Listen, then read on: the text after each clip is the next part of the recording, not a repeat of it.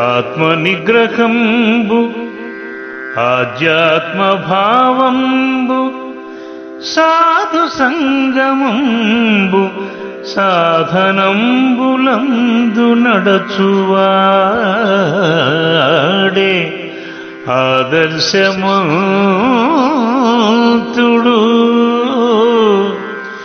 విశ్వజనహితోక్తి విష్ణు సూక్తి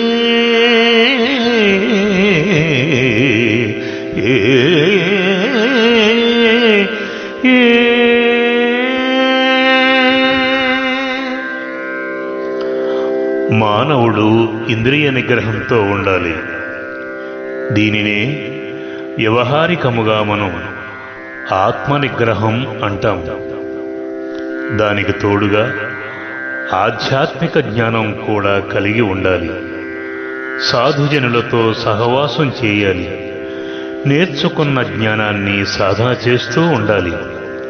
అలా ఉన్నవారు ఆదర్శవంతులవుతారు.